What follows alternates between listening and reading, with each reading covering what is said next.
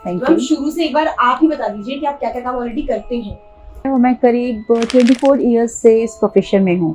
I am into occult sciences. तो मेरे पापा दिल्ली से कोई बुक लेकर आए थे कि तुम पढ़ो इसको, तो मैंने जस्ट उसको पढ़ा, मुझे अच्छा लगा। काम होता रहता था, हमारी हवेली है मेरठ में बहुत बड़ी, तो मेरा इंटरेस्ट उसमें रहता था कि आपने ऐसा क्यों किया। मैसन जितने भी होते थे। एस्ट्रोलॉजी कितने प्रतिशत सच है? एस्ट्रोलॉजी जो है वो 100% सच है। ये उतना ही सच है जितनी आपकी पैथोलॉजिकल रिपोर्ट सच होती है। ये उतना ही सच है जितनी कि एक डॉक्टर की प्रेडिक्शन सच होती है। डॉक्टर आपकी एक आयुर्वेदाचार्य नस पकड़ के आपको बता देता है, ये उतना ही सच है। ट्विंस में भी आप देखते होंगे कि एक बच्चे का लाइफ कुछ और है, दूसरे बच्चे का लाइफ कुछ और है। वो जो 5 मिनट का डिफरेंस होता है वो भी बच्चों का लाइफ चेंज कर सकता है। अगर आप हमें कुछ एस्ट्रोलॉजी का बेसिक से बता सको कि हाँ ये चीज़ें होती हैं, ठीक है, और ये चीज़ें अगर आपको अपने बारे में पता हो तो आप अपनी लाइफ को कंट्रोल कर सकते है कि करीब 14-15 साल लगते हैं एक इंसान को ज्योतिषी बनने में।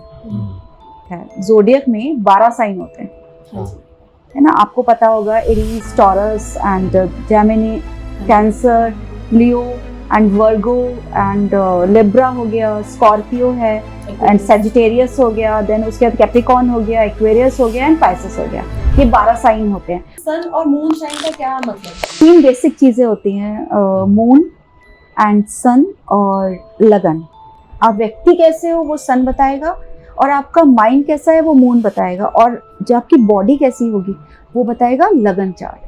तो हाँ। राहु केतु का बड़ा रहता है, तो अगर आप हाँ। इसको थोड़ा बेसिक भाषा में एक्सप्लेन कर पाए कि व्यूअर्स को देख के एक बार समझ आ जाए कि राहु केतु से इतना डर क्यों रहता है, या ये सुन के इतना वैसा क्यों लगता है कि भाई क्या बात कर दी। देखो 2 बातें हैं, एक तो डर है, एक लॉजिक है।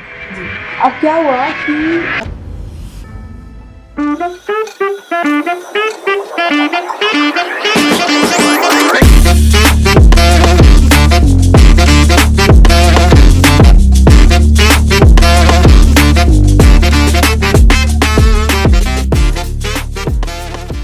हेलो मैम, आप कैसे हैं? Hi, I am good, thank you. बहुत बहुत स्वागत आपका हमारे पॉडकास्ट।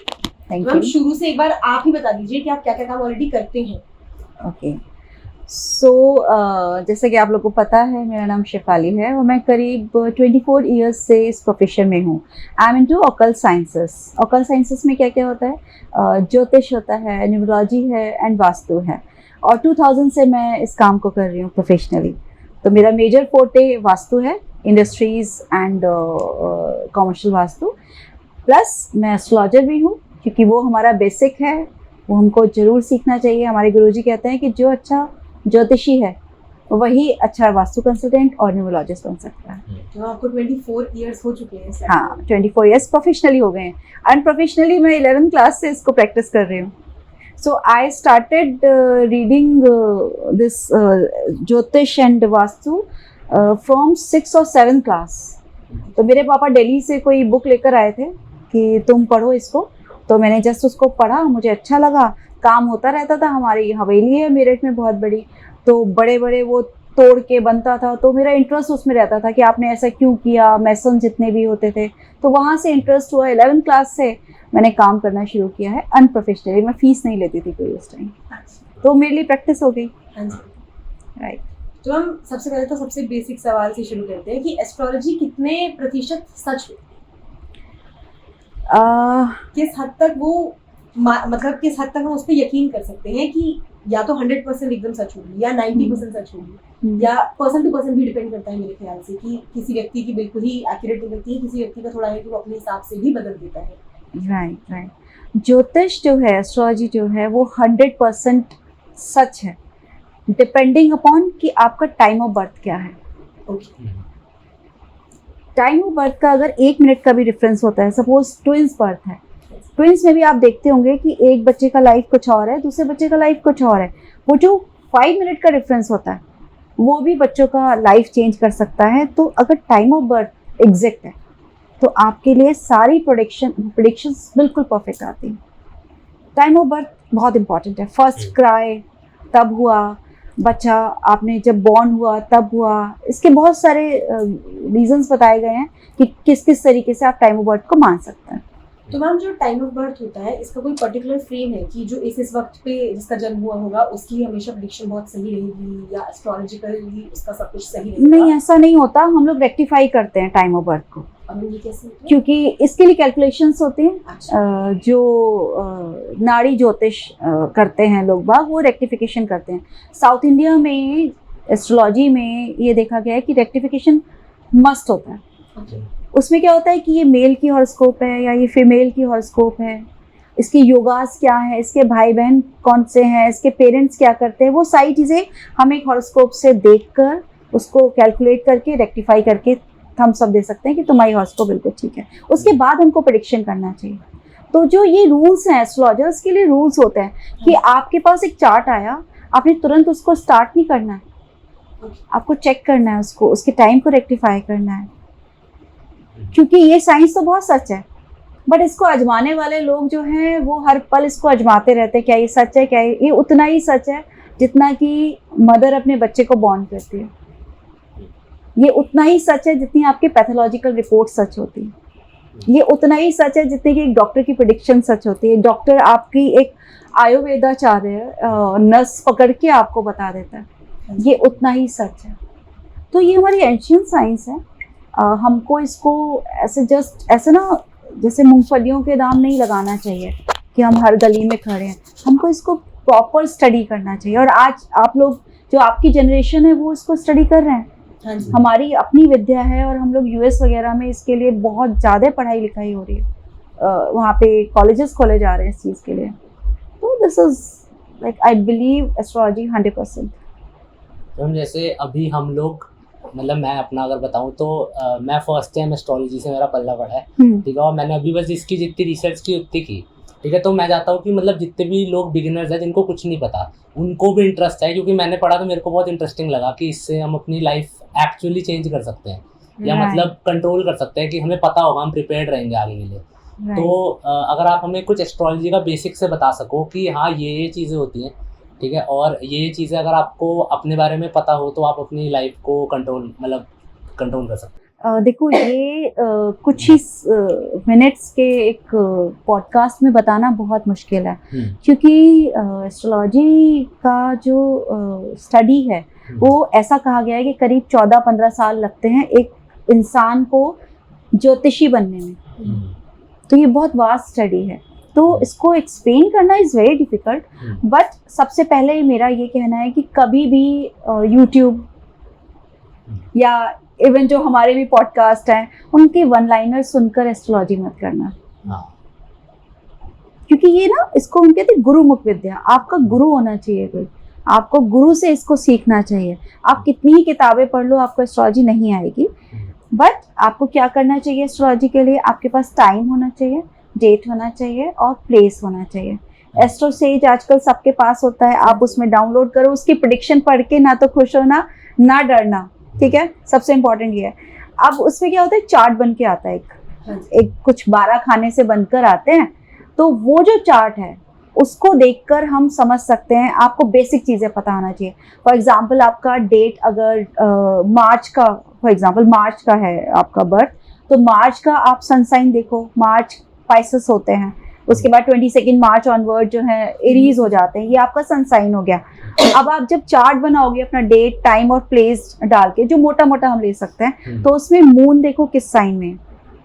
सपोज मून 3 नंबर में बैठा है। जोडियक में 12 साइन होते हैं, है ना। आपको पता होगा Aries, taurus and Gemini, cancer, Leo and Virgo and Libra हो गया, स्कॉर्पियो है एंड सेजिटेरियस हो गया, देन उसके बाद कैप्रिकॉर्न हो गया, एक्वेरियस हो गया एंड पाइसेस हो गया। ये 12 साइन होते हैं। आप ये देखो कौन से नंबर में है। सपोज किसी का मून 3 नंबर में है तो उसका मून साइन क्या हो गया? जेमिनाइन हो गया। तो मैं आपको पढ़ना बता सकती हूँ। फॉर एग्जाम्पल अगर डेट आ गई तो आप डेट के अकॉर्डिंग, अगर न्यूज़पेपर में लिखकर आ गया कि भाई ये लिब्रा या ये जेमिनाइन, तो आपको ये समझना जरूरी है कि ये आपका मून साइन होगा। अगर डेट ऑफ बर्थ है तो आपका सन साइन हो गया, अगर सिर्फ राशि लिख के आ रही है तो मून साइन हो गया। तो ऐसे करके आप समझ सकते हो। प्लस हॉरोस्कोप में 12 हाउसेस होते हैं। अच्छा मैम, जो आपने अभी 12 नाम बताए ज़ोडिएक साइंस के, तो जो 12 हाउसेज हैं वो इन्हीं 12 नेम्स के ऊपर निर्भर करते हैं, राशियों पे निर्भर करते हैं। राशियों पे निर्भर करते हैं। हाँ तो मैम अगर कोई भी चीज हम पढ़ रहे हैं और उसमें कोई भी नंबर आता है तो वो यही राशियों का मतलब यही होगा। बिल्कुल बिल्कुल बिल्कुल। ठीक, तो एक चीज तो हमें क्लियर हो गई कि जो भी नंबर चल रहा है वो राशि के यहाँ हिसाब भी से दो चल चीजें हैं, रहा है। हाँ एक होता है नॉर्थ इंडियन हॉरोस्कोप, एक हाँ, होता है okay. South Indian horoscope. हाँ, डिफरेंस क्या रहता है? केरलीय ज्योतिष होती है, एक होती है बंगाली चार्ट। मैं आपको अभी नॉर्थ इंडियन और साउथ इंडियन बता देती हूँ, इसमें मेजर डिफरेंस है। नॉर्थ इंडियन चार्ट जो बनता है वो 12 साइन बनते हैं उसमें। उसमें क्या होता है कि हाउसेस फिक्स होते हैं। Okay. फॉर एग्जाम्पल किसी का अगर 12 नंबर फर्स्ट हाउस में लिखा हुआ है तो वो उसका फर्स्ट हाउस हो गया, उसके बाद 1 नंबर आ गया, देन 2 आ गया, देन 3 4 ऐसे करके, तो first second third fourth up to 12 houses हो गए। साउथ इंडियन हॉरोस्कोप में राशि फिक्स होती है, तो उसमें जो फर्स्ट राशि है वो ही, देन उसके बाद फिर सेकंड राशि टॉरस हो गया। तो ये चार्ट साउथ इंडियन चलता है क्लॉकवाइज, Okay. नॉर्थ इंडियन चलता है एंटी क्लॉकवाइज। Okay. ठीक है। बट ये बात लोगों को नहीं पता कि चाहे नॉर्थ इंडियन हो या साउथ इंडियन हो, प्रेडिक्शन हमेशा साउथ इंडियन चार्ट से दी जाती है, तो ऐसा डिफरेंस क्यों है दोनों चार्ट्स में? और क्योंकि वही ओरिजिनल है। अच्छा, अच्छा। ज्योतिष जो है साउथ इंडिया की ही ओरिजिनल है, हम्म, क्योंकि उन्हीं की कैलकुलेशन है। आप देखो ना, साउथ जो है, इंडिया का साउथ देख लो, दिल्ली का साउथ देख लो, सबसे ज़्यादा इंटेलिजेंट होंगे और सबसे ज़्यादा पैसे वाले लोग वहीं पे बैठे होंगे। तो इस वजह से मेजरली जो वर्किंग हुई है वो केरलीय ज्योतिष पे हुई है, अपनी नाड़ी ज्योतिष पे हुई है। तो वहाँ पे कैलकुलेशंस हैं, वो मैथमेटिक्स लगाते हैं। अब क्योंकि मेरे बैकग्राउंड साइंस के बैकग्राउंड है, तो मेरे लिए ज्योतिष को, जैसे आप लोग के लिए ज्योतिष है, मेरे लिए भी ज्योतिष ऐसा ही था। बट मैंने देखा कि इसमें कैलकुलेशन है, मैथमेटिक्स बहुत ज़्यादा इन्वॉल्व है। और जब मैथमेटिक्स होती है तो चीज़ें पॉइंट पे आती हैं एग्जैक्ट। जी। आप उसको हवा में नहीं कर सकते कि बच्चा तेरा ये हो जाएगा और बच्चा तेरा वो हो जाएगा, ऐसा कुछ नहीं होता। सिर्फ मैथमेटिक्स पे जाइए, एग्जैक्ट आपको पॉइंट मिलेगा। आपको वो पॉइंट मिलेगा जो आपकी मैरिज की डेट बताएगा, आपको वो पॉइंट मिलेगा जो आपको फर्स्ट सैलरी बताएगा, आपको वो पॉइंट मिलेगा कि जिस दिन आप टॉप पर आओगे या कहीं किसी कंपटीशन में आप जाओगे, क्या आप कंपटीशन में जा सकते हो या नहीं जा सकते, आपको वो पॉइंट मिलेंगे वो कैलकुलेशन करके। This total calculative. अब जो चीज़ कैलकुलेशन से की जाती है वो गलत कैसे हो सकती है? मैम एक चीज और, जैसे आपने अभी बताया कि जो हॉरोस्कोप वगैरह जो चीजें होती है, एस्ट्रोलॉजी होती है, वो आपके बर्थ टाइम के हिसाब से निकल जा सकती है। तो हम अगर किसी व्यक्ति का बर्थ टाइम कुछ और है तो उसका जरूरी है कि जीवन वैसा ही चलेगा जैसा उसका चार्ट बता रहा है, या ऐसा पॉसिबल है कि फ्यूचर में जाके डिपेंडिंग ऑन कि उसका वे ऑफ लिविंग क्या है, या वो कैसे रह रहा है, या उसके साथ क्या क्या हुआ, बर्थ टाइम उसका गलत है, मतलब बर्थ टाइम वो नहीं। मान लीजिए कि आपने कोई बताया कि जिसमें बर्थ टाइम उसका गलत है, तो उसके एस्ट्रोलॉजिकल चार्ट के हिसाब से थोड़ी गड़बड़ रहेगी उसके जीवन में। ओके। पर वो थोड़ा बड़ा होके मान लीजिए कि कुछ हो गया, कुछ ट्रेजेडी हो गई, तो उसका कुछ बेटर निकल गया और फिर उसकी लाइफस्टाइल बेटर हो गई, तो फिर वो तो चार्ट से ऑपोजिट हो गया according to the birth time, क्योंकि तब तो बिल्कुल बच्चा था। सी एस्ट्रोलॉजी जो है वो क्वेश्चन पे डिपेंड करती है। ओके। क्वेश्चन क्या है आपका, अच्छा। तो हम क्या करते हैं, हम बर्थ कुंडली भी देखते हैं और साथ साथ में प्रश्न कुंडली भी। ओके। जो आपका क्वेश्चन होगा ना वहीं से वेरिफिकेशन हो जाता है। जो आपका क्वेश्चन होगा उसके अकॉर्डिंग ही आपका चार्ट बनेगा। For example Okay. अगर इस टाइम समय हो रहा है कुछ, सपोज 6 बज रहे हैं, तो इस समय का चार्ट बनेगा 6 बजे के अकॉर्डिंग, बट आपका बर्थ हुआ होगा मॉर्निंग में 6 बजे। जी। वो दोनों कॉन्ट्राडिक्ट आपको लग रहे होंगे, लेकिन जो चार्ट बन के आएगा वो वही बन के आएगा जो आपके क्वेश्चंस हैं। वैसे ही प्लैनेट होंगे जो आपके क्वेश्चंस हैं, ओके। और वहीं से हम टैली कर लेते हैं। सो प्रश्न कुंडली और बर्थ कुंडली दोनों को मिला के प्रेडिक्शन दी जाती है। इतना दिमाग ज्योतिषी होता है बट लगाना नहीं चाहते, बिकॉज क्या होता है, सारा कुछ टिकट साइज पे डिपेंड करता है। हमारे यहाँ पंडित जी 51 रुपये में भी काम कर देते हैं, हमारे यहाँ 101 में भी काम कर देते हैं। उतना ही वो आपको बताते हैं, उतना ही आप सुनते हो और आगे चले जाते हो। But it is more than that. तो आप जितनी ज़्यादा कैलकुलेशन करेंगे आपका उतना ही बड़ा पेमेंट भी होगा। ये तो है। मुझसे जिन एस्ट्रोलॉजर्स ने पढ़ा है वो आज देश के अच्छे खासे नामी लोग हैं। अच्छी बात है वो खुद ही अपना नाम ले दो कि उन्होंने मुझसे पढ़ा है। मैम जैसे अभी आपने बताया कि जैसे कोई भी एक चार्ट होता है उसमें 12 हाउसेस बताया आपने, तो अगर आप हमें एक एग्जांपल के थ्रू वो 12 हाउसेस रीड करना बता दो। पॉसिबल है। ओके एक चीज और, ये सन और मून साइन का क्या मतलब है? मतलब बेसिकली अगर हम एक बिल्कुल बिगिनर समझना चाहे कि सन साइन का क्या अर्थ होता है, मून साइन का क्या अर्थ होता है, या जैसे कहते हैं लगन कुंडली, लगन का, ये सब तो ये 3 बेसिक चीजें होते हैं। आपके क्वेश्चन पे भी आ जाते हैं अभी। 3 बेसिक चीजें होती हैं, मून एंड सन और लगन। मून क्या होता है? Moon is just like a seed, कि आपने कोई बीज बोया, गमले में डाला, कई सारे बीज डाल दिए आपने, और उनमें से कोई अच्छा बीज होगा तो वो बीज जो है प्लांट बनेगा, उसमें से फ्लावर्स आएंगे, पत्तियां आएंगी, फ्रूट आएगा। लेकिन जो अच्छे बीज नहीं होंगे वो खत्म हो जाएंगे। तो जो आपका जन्म होता है वो एक अच्छे सीड की वजह से होता है। ओके। आपने पता होगा कि मिसकैरेजेस होते हैं कई बार, बड़े दुखी होते हैं लड़कियां, फादर भी दुखी होता है, बट वो सीड ही अच्छा नहीं था तो वहीं पे खत्म हो गया। तो मून इज सीड, तो सीड अच्छा होना चाहिए। सीड अच्छा होने के लिए क्या करते हैं हम लोग? हमारे कर्मास गुड होने चाहिए, हमको हेल्पिंग एटीट्यूड करना चाहिए, हमें किसी को चीट नहीं करना चाहिए। जितने अच्छे आपके कर्मास उतना अच्छा सीड। अब सीड आया आपका, सीड आके आपका मून साइन से लगन बॉडी बनी, that is the first house of your horoscope. For example अगर हम किसी का 12 नंबर का लगन लेते हैं तो उसमें 12 नंबर जहाँ पे आ रहा है वो आपका फर्स्ट हाउस हो गया। फर्स्ट हाउस क्या होता है? जो सब कुछ बताएगा मेरे बारे में, मेरी फैमिली के बारे में, मेरे एजुकेशन के बारे में, मेरी लाइफ की जर्नी के बारे में, मेरी हैप्पीनेस अनहैप्पीनेस, सब कुछ वो फर्स्ट हाउस बताएगा। पर्सनल लाइफ सारी सब कुछ फर्स्ट हाउस से देखोगे। उसके बाद आप धीरे धीरे धीरे धीरे उसे क्लासीफाई करते जाओगे। ओके। फिर होता है सन। सन साइन क्या होता है? सन इज योर सोल। जितना अच्छा सन होगा उतना ही ज़्यादा मैं एक प्योर सोल होंगी, और जितना ही एफ्लिक्टेड होगा सन उतना ही ज़्यादा इम्प्योरिटी एडेड होती जाएगी। अब इम्प्योरिटी और प्योरिटी आज के टाइम में कोई वैल्यू नहीं रखती है, सारे इम्प्योर हैं आज के टाइम में। तो आज के टाइम में क्या वैल्यू रखता है कि स्ट्रगल आपकी कितनी है और आप उस स्ट्रगल को कैसे कोप अप कर पाओगे, तो वो आपको सन से पता। आपकी सोल, आप व्यक्ति कैसे हो वो सन बताएगा, और आपका माइंड कैसा है वो मून बताएगा, और जो आपकी बॉडी कैसी होगी वो बताएगा लगन चार्ट। तो ये 3 चीजें हैं। इन्हीं के आधार पे श्री कृष्ण जी के जो सुदर्शन चक्र सबने सुना होगा, इसी के आधार पे सुदर्शन चक्र कुंडली बनती है। सी 14-15 साल ऐसे ही नहीं लगते होंगे ना, इतना वास्ट है ये साइंस। प्रश्न शास्त्र है इसके अंदर, जैमिनी एस्ट्रोलॉजी है, शकुन अपशकुन है, इसके अंदर हम स्टॉक्स के बारे में प्रेडिक्शन कर सकते हैं, मेदिनी ज्योतिषी है, बहुत सारी चीज़ें इसके अंदर। तो ये सारी चीज़ें हैं। प्लस अब फर्स्ट हाउस हमारा लगन हो गया, उसने सब कुछ बता दिया, मैंने कहाँ जन्म लिया कैसे।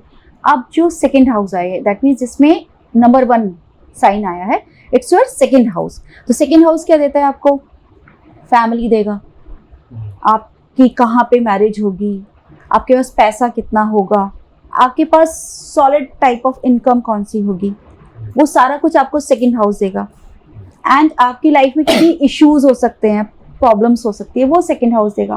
फिर थर्ड हाउस जहाँ पे आपका टॉरस साइन आएगा नंबर 2 का, तो वहाँ पे वो अपने भाई बहनों का साइन होता है। भाई बहनों का हाउस है, कितने भाई बहन होंगे हमारे, आप कितने करेजियस होंगे, कितने फेयरफुल होंगे, आप कितना ज़्यादा। आजकल हम थर्ड हाउस से ऑनलाइन बिजनेस देखते हैं, तो ऑनलाइन बिजनेस कर पाओगे, या कितना आप एक शहर से दूसरे शहर आना जाना आपका लगा रहेगा, वो सारा थर्ड हाउस से। फोर्थ हाउस जो है वो आपका मदर का हाउस हो जाएगा। मदर माने कि आपको अपने परिवार में, जिसमें 3 नंबर का साइन आपका आएगा, आपको अच्छा, इसमें वैसे हाउसेस कौन से हैं, जैसे मेरे को समझ नहीं आया। हाँ देखो, जहाँ पे 12 नंबर का हाउस लिखा हुआ है, 12 नंबर की राशि है जिसमें, इट्स योर फर्स्ट हाउस, जिसमें लग्न सूर्य है। हाँ, जिसमें ठीक है। लगना सूर्य, लगना माने कि लगना है, this is first house. Okay. ये कहाँ से बना फर्स्ट हाउस? ये बना जब आपका मून अच्छा हुआ, तो तब आपका फर्स्ट हाउस बना। 12 नंबर का साइन आया उसके अंदर। ठीक है। फिर सेकंड हाउस जो आपका है वो हुआ जिसमें एरीज साइन है। नॉर्थ इंडियन चार्ट है ना ये, तो इसमें जी। उल्टा चलता है। ओके। अच्छा, ठीक है। And this is Anti-clockwise। हाँ नॉर्थ इंडियन ठीक है। कुंडली। हम्म। फिर थर्ड वाला है आपका जिसमें टॉरस आया, मंगल। जिसमें मार्स बैठा हुआ है। अच्छा मैम, वेरी सॉरी मैं आपको बीच में टोक रही हूँ। हम आप इसी बेसिक के चार्ट के हिसाब से आप थोड़ा और एक्सप्लेन कर दीजिए कि ये जो शब्द लिखे हैं इनका क्या अर्थ होता है, और ये जो अलग अलग आप हाउसेस बता रही हैं इनका क्या रहता है। अगर हम इसी एग्जांपल चार्ट को लेके चलते हैं ये थोड़ा मुश्किल है, ये जिसकी कुंडली है। जी हम्म। आप जो हम बेसिक अभी बता पाए अभी आपके सोर्सेज के हिसाब से जो आप इस चार्ट को अगर हम समझाना चाहें तो, हाँ है ना, इस चार्ट को समझाने के लिए हमको ये देखना होता है कि फर्स्ट हाउस कौन सा राइज हो रहा है। ओके ठीक है। फर्स्ट हाउस यहाँ पे पाइसेस राइज हो रहा है। हाँ जी पाइसेस ड्यूअल साइन माना जाता है। जूल्स है ड्यूअल, डुअल है। हाँ जी हाँ जी ठीक वो है। जो उसका वो भी होता है पाइसेस का सिंबल क्या है? मछली। हाँ जी हाँ। वो कभी भी स्ट्रेट फॉरवर्ड नहीं देखती, वो इधर भी देखेगी, वो उधर भी देखेगी, वो सीधे नहीं देखेगी। जी दैट मीन्स उसको जरूरत होती है, जिसका ये लगन है, उसको हमेशा एक सपोर्ट सिस्टम चाहिए, उसको अपने डिसीजंस को यस बोलने के लिए कोई चाहिए, और उसको नहीं, अगर उसको नहीं ले पा रहा है डिसीजन तो उसको समझ जाना चाहिए कि किसी ऐसे बंदे को पकड़े जो उसको डिसीजन दे पाए। तो ये ड्यूअल लगना है, जी ठीक है। प्लस स्पाइसेस है, पानी में रहती है, इमोशनल। अच्छा अब अगर लड़के का चार्ट है तो वो प्रैक्टिकल होगा, और अगर लड़की का है हाईली इमोशनल होगी। अच्छा मैम ऐसे फर्क क्यों होता है बाय जेंडर? बाय ये हमने नहीं बनाया, अच्छा ये तो ईश्वर का बनाया हुआ है, ब्रह्मा जी का क्रिएट करा गया है। ओके बिकॉज देखो एक होता है पुरुष, एक होता है नारी। जो प्रकृति है ना, मदर अर्थ जिसको हम कहते हैं, वो प्रकृति कितनी इमोशनल होती है।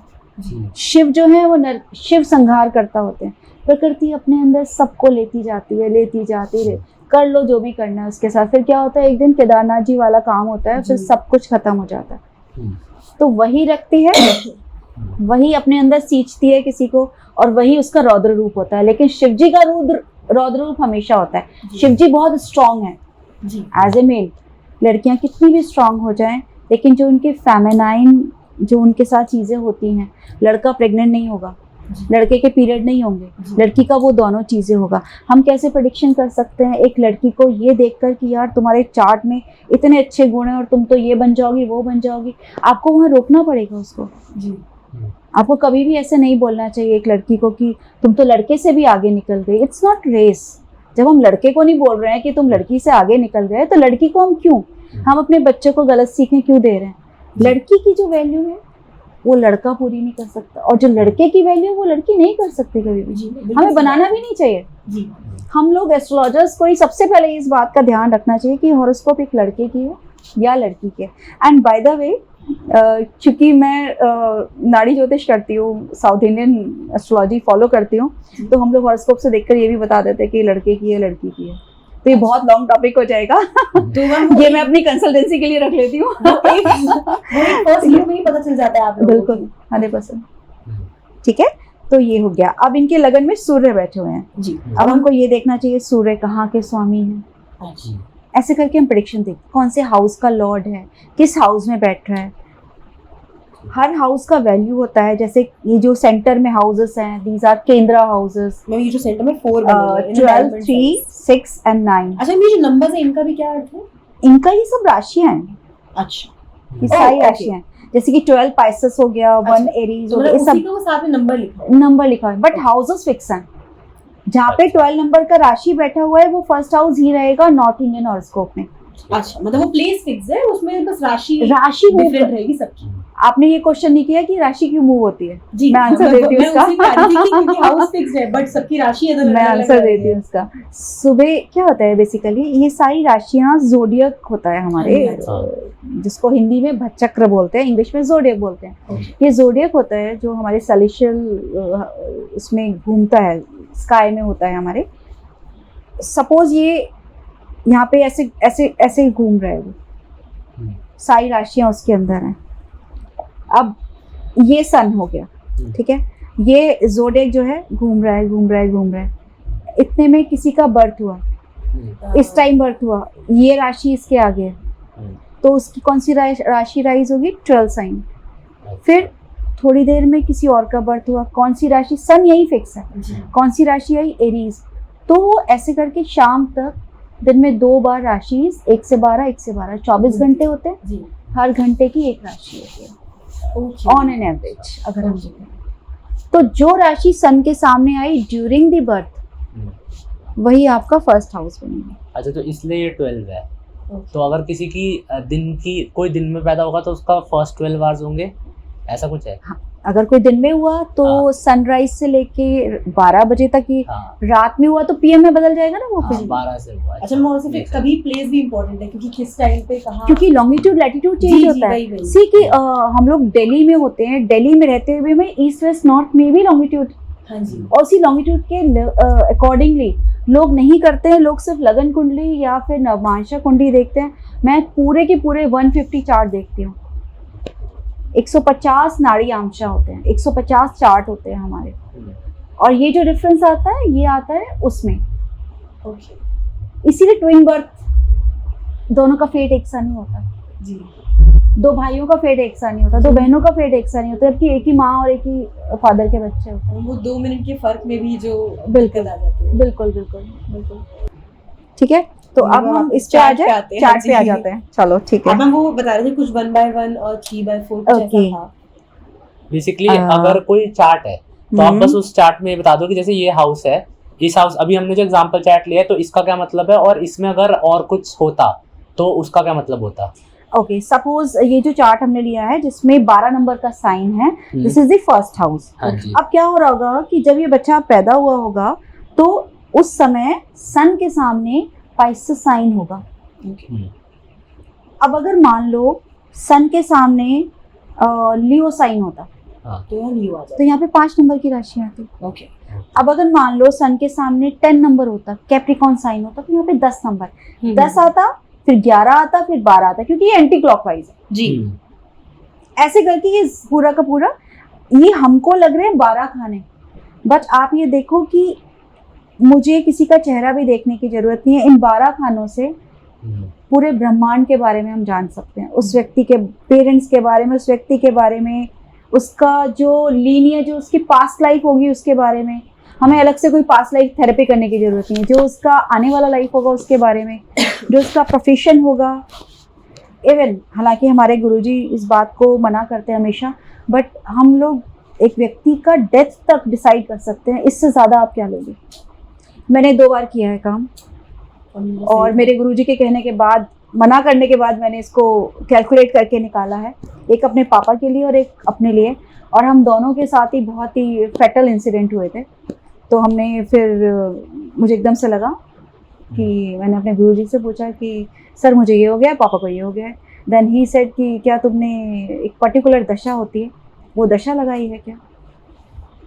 कालचक्र दशा पढ़ रहे थे हम उस समय, हम्म, और हमारे गुरुजी ने हमको प्रिकॉशन दिया था कि हमारा कोई भी, आप लोग प्रॉमिस करो कि आप ये दशा अपने चार्ट पे और अपने जानने वालों के चार्ट पे कभी भी नहीं लगाओगे, आप अपने क्लाइंट के चार्ट पे नहीं लगाओगे, कि this is not our right कि हम डिसाइड करें कि व्यक्ति कब जन्म ले रहा है और कब वो जा रहा है। बट मैंने प्ले किया, मैंने सारे अच्छे काम बुरे काम सारे करके देख लिए, तब मेरे पास बहुत सारे एडवाइसेस हैं इसीलिए, तो हमने प्ले करा। उसके बाद मैंने कान पकड़े। मैं सिखाती भी नहीं हूँ, मैं पढ़ाती हूँ एस्ट्रोलॉजी, बट कुछ चीज़ें हैं जो मैं नहीं सिखाती, जिसमें कालचक्र दशा है। अब जैसे ये 12 हाउसेज हैं, इसमें कुछ कुछ जगहों पे तो येलो में जो लिखा हुआ है, जैसे लग्न सूर्य लिखा है, चंद्र शनि लिखा है, ग्रहों के नाम लिखे हुए हैं। अच्छा, और मैम बाकी खाली क्यों है? 9 ग्रह होते हैं हमारे। ओके, अ, इसमें तो हम लेकिन सिर्फ 6 ही लिखे हुए हैं। हाँ, 9 ग्रह होते हैं हमारे और 12 हाउसेस होते हैं। जी, ठीक है, सूर्य और चंद्रमा, सन और मून को एक एक साइन मिला है। ओके, जैसे कि मून के लिए कैंसर जी, और सन के लिए लियो हो गया। ओके, बाकी जितनी बची हुई राशियां हैं, जितने बचे हुए प्लैनेट्स हैं, सबको 2-2 राशियां मिली हुई हैं। अच्छा, तो Okay. अगर आपको ये लग रहा है कि बाकी के हाउसेस खाली हैं, तो उसकी एक राशि का स्वामी कहीं और बैठा हुआ है। फॉर एग्जाम्पल, अगर यहाँ पे हम लेते हैं 12 नंबर का, लगन पे आ जाते हैं वापस, जी। तो 12 नंबर पाइसेस हो गया, मीन राशि हो गया, उसका लॉर्ड है जुपिटर, हम्म, ओके, और 9 नंबर सेजिटेरियस का है, उसका भी लॉर्ड है जुपिटर। तो अगर 9 Okay. नंबर में कोई प्लैनेट नहीं बैठा हुआ, दैट मीन्स कि जो उसका लॉर्ड है जुपिटर, वो जहां भी बैठा है वहां के रिजल्ट दे रहा है, और उस राशि के भी रिजल्ट दे रहा है। प्लस एक होते हैं सिग्निफिकेटर, हम्म, जैसे आप लोग हो, आपके घर में पापा मम्मी है, सन और मून हो गए, भाई बहन हो गए, मार्स हो गया। ठीक है, आपके सबऑर्डिनेट होते होंगे, आपका स्टाफ होता होगा, तो वो राहु, सैटर्न, इन सबको डिनोट करते हैं। या जुपिटर आपके गुरुजी हो गए, आपके कोई ऐसे दोस्त होंगे जो बड़े शाही होंगे, वो आपके लिए शुक्र हो गए।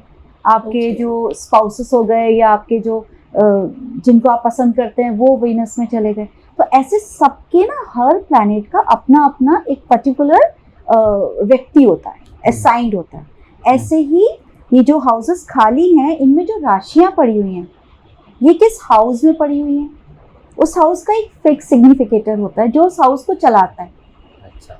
जैसे कि हमारे पितृ हैं, वो अब नहीं हैं, श्राद्धों में पितरों की पूजा करते हैं, वो अब नहीं है, बट हम आज भी उनकी पूजा करते हैं कि बैक ऑफ द माइंड हमें ये है कि वो हमारा ध्यान रख रहे हैं। तो ये राशियां जो खाली हैं, इनका लॉर्ड जुपिटर देखेंगे हम कहाँ बैठा है, वो वैसे रिजल्ट देगा।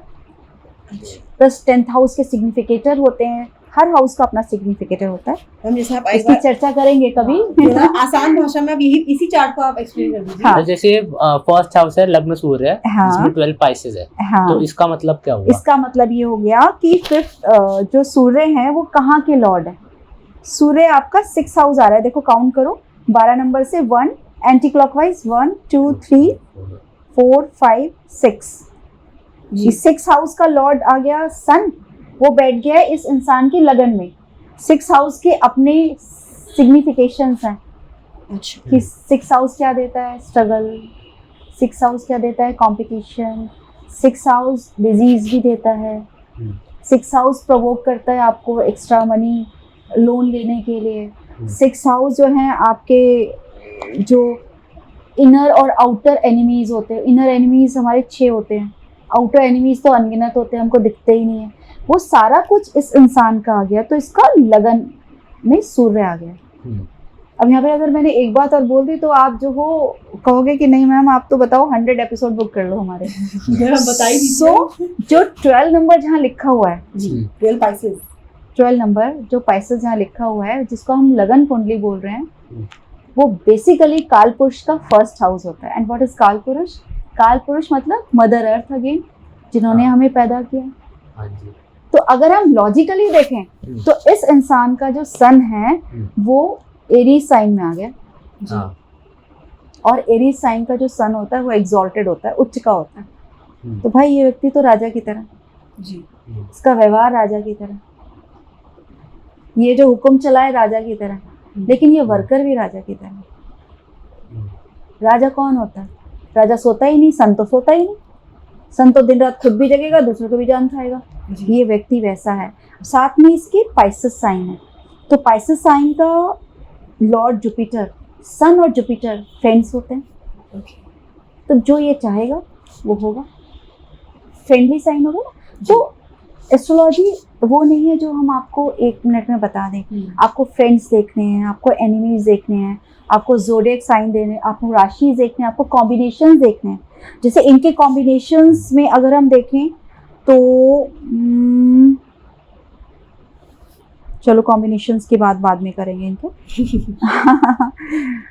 नहीं तो फिर ये बात बहुत बढ़ जाएगी। अब हम जैसे यहाँ पे नीचे लिखा है 7 लीब्रा और हाँ, केतु, तो हाँ, राहु केतु का बड़ा रहता है, तो अगर आप हाँ, इसको थोड़ा बेसिक भाषा में एक्सप्लेन कर पाए कि व्यूअर्स को देख के एक बार समझ आ जाए कि राहु केतु से इतना डर क्यों रहता है, या ये सुन के इतना वैसा क्यों लगता है कि ये भाई क्या बात कर दी। देखो 2 बातें हैं, एक तो डर है, एक लॉजिक है। जी अब क्या हुआ कि सन और मून अपने अपने ऑर्बिट में घूम रहे हैं।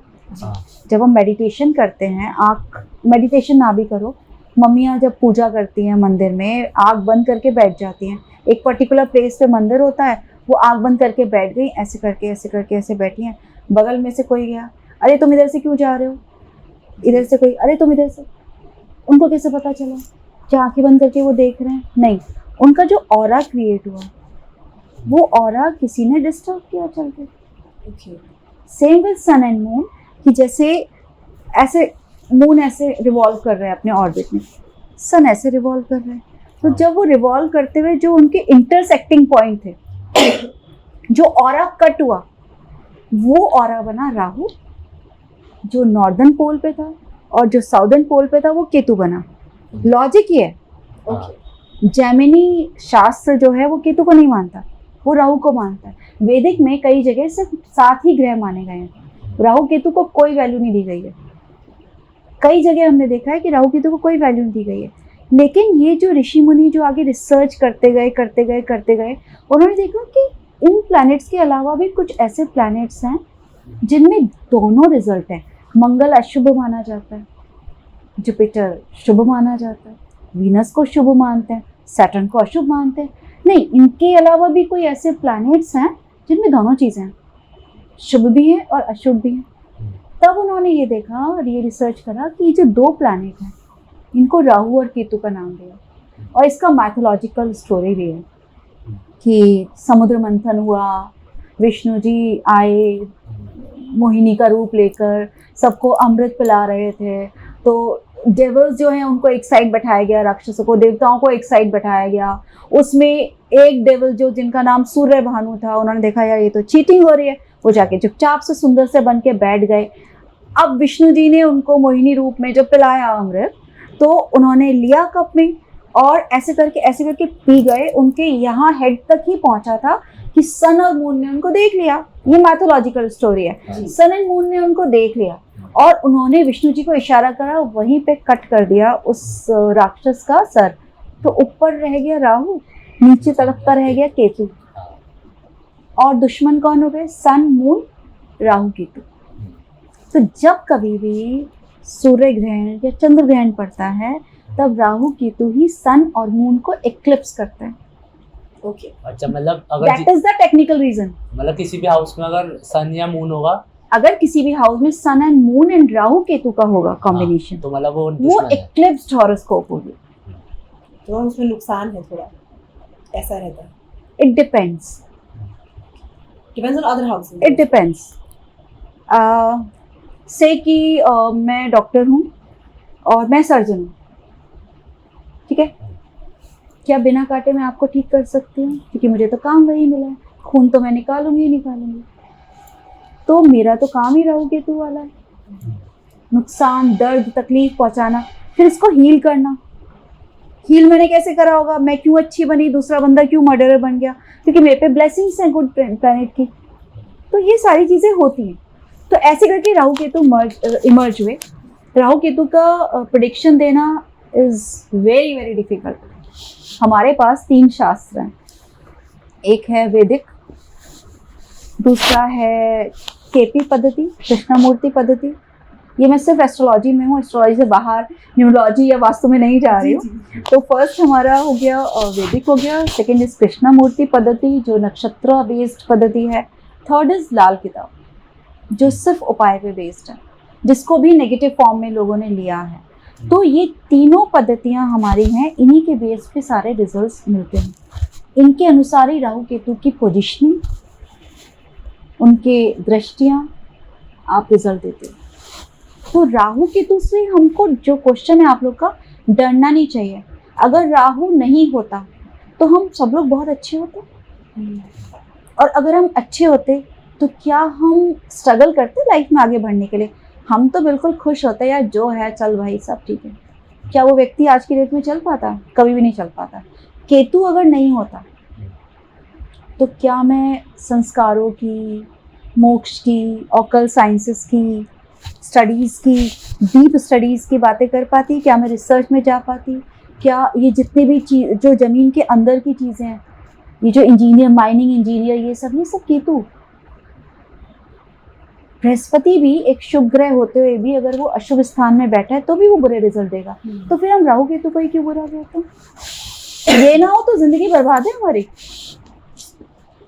वो बुरा है बट अपनी जगह पे वो है। नहीं, बुरा नहीं है, कोई भी प्लैनेट बुरा नहीं है। अच्छा, ये सारा डिपेंड करता है पोजीशनिंग पे, कॉम्बिनेशन, और कौन से हाउस के लॉर्ड है। वो जो 12 हाउसेस है ना हमारे जन्म पत्री में, वो किस हाउस का लॉर्ड है, वो किसके साथ बैठा है, उस पर देख कौन रहा है, और वो व्यक्ति जिसके बारे में बात कर रहे हैं वो कर क्या रहा है। मेरे पास कल एक हॉरोस्कोप आई, बड़ा इंटरेस्टिंग सा केस है, थोड़ा डिफरेंट है। कल एक हॉरोस्कोप आई, लड़की डॉक्टर है, बहुत इंटेलिजेंट, बहुत अच्छी लड़की है, बहुत प्यारी बच्ची है। बट क्या हो गया कि हॉरोस्कोप में जो उसकी दशा चल रही है, जो आज की डेट में वो जिस पोजीशन पे बैठी है, जो लोग उसके सराउंडिंग हैं, उसने उस पढ़ी लिखी लड़की को बिल्कुल, दिमाग उसका बिल्कुल ख़त्म करके रख दिया। अब हमारे पास हॉरोस्कोप आई है तो चैलेंजिंग काम है, और मेरे पास सारे चैलेंजिंग काम ही आते हैं। तो हमने उसका स्टार्ट किया है वर्किंग करना। तो सबसे पहले मैंने कुछ प्लैनेट सबसे पहले देखे उसके कि कौन से प्लैनेट्स को मुश्किल दे रहे हैं, उसके अकॉर्डिंग 1 बाय 1 उसको रिजल्ट दिए। और मुझे पता रिजल्ट मिल जाएंगे अगर वो प्रॉपर्ली इसको फॉलो करेंगे तो प्लैनेट कोई बुरा नहीं होता, क्योंकि उसकी दशा राहु की नहीं चल रही है भाई, उसका राहु उसको परेशान नहीं कर रहा है, कोई और प्लैनेट परेशान कर रहा है। इट मे बी पॉसिबल कि वो मून ही परेशान कर रहा हो, ये हो सकता है कि वो मरकरी परेशान कर रहा हो। तो अगेन व्यक्ति कोई अच्छा बुरा नहीं होता, उसका स्थान, उसका पड़ोस, उसका घर का माहौल अच्छा होता है। मैं बहुत अच्छी हूँ, मुझे आपने डाल दिया किसी ऐसी जगह पे जहाँ पे शोर मचता है दिन भर और गंदी बातें गालियाँ होती हैं, कुछ होता है, तो क्या मैं अपना काम कर पाऊँगी? वहाँ पे मैं अनईजी हो जाऊँगी। दो बातें हैं, या तो मैं उनकी तरह बन जाऊँ या वो मेरी तरह बन जाए। अगर दोनों भी नहीं हो सकता तो बेटर है उसको उठा के कहीं और प्लेस कर लो। तो हमने कल वाली हॉरोस्कोप में यही काम किया, हमने उसकी प्लेसिंग चेंज करने के लिए बोला कि आप जिस प्लेस पे बोल रहे हो वो उस पर्टिकुलर प्लैनेट का एरिया है। तो ऐसे हम ज्योतिष को, वास्तु को, न्यूमरोलॉजी को ऐड कर सकते हैं। फॉर एग्जांपल जिनकी हम बात कर रहे हैं तो उनका sun is very strong in his numerological chart. Okay, मैं आपको बता नहीं सकती डेट ऑफ बर्थ, क्योंकि इट्स नॉट अलाउड कि हम ओपनली सबका हॉरोस्कोप डिस्कस करें, बट उनके न्यूमरोलॉजिकल चार्ट में नंबर 1 जो कि सूर्य का नंबर है वो बहुत स्ट्रॉन्ग है। तो आप उसको कनेक्ट कर सकते हो, आप उसको कनेक्ट कर सकते हो। इसमें हम ये भी चीज़ देख सकते हैं इनके चार्ट में, फॉर एग्जांपल कि सब कुछ होते हुए भी ये बंदा हिला हुआ रहता है। ये हमने न्यूमरोलॉजिकल चार्ट से पूछा। हम ये भी प्रेडिक्ट कर सकते हैं सिर्फ एक चार्ट को देख के। अभी आपने मेरे से घर का वास्तु नहीं दिखाया, आपने मुझे घर का मैप नहीं दिखाया, तब भी हम प्रेडिक्ट कर सकते हैं कि उसको कौन सी डायरेक्शंस में बैठना चाहिए या कौन सी डायरेक्शंस में इशू होगा उसका। तो एस्ट्रो इज एवरीथिंग। एस्ट्रो से ही वास्तु निकलता है, एस्ट्रो से ही न्यूमरोलॉजी निकलती है। अच्छा, मेरा एक और सवाल है कि पूछो। जैसे मान लो कि किसी का चार्ट है, हॉरोस्कोप है, तो अगर मान लो मेरा चार्ट है और मेरे आसपास कुछ लोग बैठे हुए हैं, ठीक है, तो जो मेरी लाइफ में है, तो क्या उनका चार्ट मेरे चार्ट को अफेक्ट करेगा? वो डिपेंड करता है कौन से कुछ लोग, क्या वो आपकी फैमिली के हैं, क्या वो आपके दोस्त हैं, क्या वो आपके नेबर्स हैं, या आपकी प्रोफेशन से रिलेट करते हैं। अगर वो फैमिली है तो फैमिली की हॉरोस्कोप 100% आपको इफेक्ट देती है। मतलब इमीडिएट फैमिली या मतलब जैसे चाचा चाची? इमीडिएट फैमिली, पापा मम्मी भाई बहन। सो मुझे एक और हॉरोस्कोप बात से आपकी याद आ रही है। किसी ने मेरे पास क्वेश्चन पूछा कि उनको अपना एक नया बिजनेस खोलना है, पार्टनर के साथ काम करना है उनको। तो ही सेड कि आप देख लो किसके नाम पे करना है। तो मैंने देखा, उसका सारा चार्ट देखा और मैंने सिर्फ उनसे एक ही क्वेश्चन किया। मैंने कहा ये सिर्फ आपका बेबी नहीं है, ये बिजनेस, ये जितने भी ये 5 लोग का चार्ट दिया गया है ना, ये सबका बेबी है और आप लोग इकट्ठे एक जगह पे मिल गए हो। मैंने कहा हाँ ये बात तो है, हम 5 लोग ही सोच रहे हैं कि हमको कुछ काम करना है और एक दूसरे को 5 लोग परेशान करते रहते हैं। तो हमने उन 5 में से 3 लोग सेलेक्ट करे कि इन 3 लोगों के साथ मिलकर काम करना, और सबका राहु का पीरियड चल रहा था। वो कह रहे हो ना कि इफेक्ट करती है, तो इफेक्ट करती है क्योंकि कर्मास कहाँ से आ रहे हैं? पास्ट लाइफ से। बीज कहाँ से आ रहा है? सीड कहाँ से है? पास्ट लाइफ से। जो मैं छोड़ के आया ना पिछले जन्म में, वो मुझे इस जन्म में पूरा करने के लिए भेजा गया है, और जो इस जन्म में पूरा नहीं होगा वो उसको मुझे अगले जन्म में असाइन करा जाएगा। वी नेवर नो कि हमें कौन सी योनि मिलने वाली है। तो जो ये मनुष्य योनि होती है ना, जहाँ पे ब्रेन है, वो सबसे बेस्ट होती है। तो इस ब्रेन को ना यूज़ करना चाहिए। ये छोटे मोटे इमोशंस, फालतू की चीज़ें, इन सब से हट के आगे बढ़ना चाहिए। मैं कभी भी किसी को एनकरेज नहीं करती, मैं अपनी फैमिली में भी एनकरेज नहीं करती कि हॉरोस्कोप दिखा के करो या मतलब फॉलो करो इन सब चीज़ों को। मैं सिर्फ इतना कहती हूँ कि जैसे साल में ईयरली बेसिस पे पैथोलॉजिकल रिपोर्ट कराते हैं ना, एक ईयरली हॉरोस्कोप बनवा लिया करो, उसमें निकल आएगा क्या क्या क्या क्या है। एक बार पूछा, कुछ एक चीज़ें हैं वो करी और काम पर चले। अच्छा, ऑर्थोडॉक्सी बनना चाहिए, अंधविश्वास किसी पे नहीं होना चाहिए। अरे बीवी पे भी नहीं होना चाहिए, मम्मी पे भी नहीं होना चाहिए, दोस्तों पे भी नहीं होना चाहिए, अपने ऊपर होना चाहिए बस। पूरा हम हैं, हम ही बेस्ट हैं बस। बॉस पे तो कभी मत करना क्योंकि वो आपको रखने के बाद कहीं और किसी और को ले लेगा। मतलब अंधविश्वास किसी पे नहीं, हम अपने हेल्पर्स पे नहीं कर सकते कि यार ये सब कुछ करेगा, जिस दिन आपको उसकी सबसे ज़्यादा ज़रूरत है 100% वो उस दिन आउट होगा। आप किस पे विश्वास कर सकते हो अंधविश्वास? अपने आप पर, क्योंकि आपको कंप्लीट बना के सोचो ना, आपका हॉरोस्कोप में ब्रह्मांड है, याद रखना उस बात, आप तो खुद ही ईश्वर हो, बस उसको जगाने की देर है। तो हर इंसान ना हनुमान जी है इसमें। एक मुझे आई एम सॉरी मैं बात कट कर रही, इसमें एक चीज़ मुझे जो मैथोलॉजी में है ये स्टोरी, श्री राम जी जब जा रहे थे वैकुंठ धाम के लिए, विष्णु जी का अवतार है, जब उनका काम पूरा हो गया तो वो जाने लगे, तो हनुमान जी को छोड़ के गए। ही सेड कि वो समय आएगा कि जहाँ आपको लोगों को जगाना पड़ेगा, लोग भूल जाएंगे कि वो क्या है क्या नहीं है, और वो युग यही युग है। हमको पता ही नहीं हमारी क्या स्ट्रेंथ है। 200 से जो 2020 से जो स्टार्ट हुआ कोरोना का, अब ये 2 की पूरी सीरीज 2 नंबर मून का हो गया ना, तो ये जो पूरी की पूरी सीरीज है यार, लड़ाइयाँ हो रही हैं यार बिना बात के, इजराइल ये वो सब यूएस का तो काम ही यही है, रशिया का काम ही यही है, सब कुछ। इंडिया कुछ नहीं कर रहा है, वो अलग बैठा हुआ है, बट वो कंफ्यूज है भाई, वो इन्वेस्टमेंट करे या ना करे, वो मैन्युफैक्चरिंग में जाए या ना जाए, वो अलग अपना स्थान बनाने की, वो इन हाउस कर रहा है सारे काम। इंडिया बहुत सेफ प्ले कर रहा है। क्यों कर रहा है?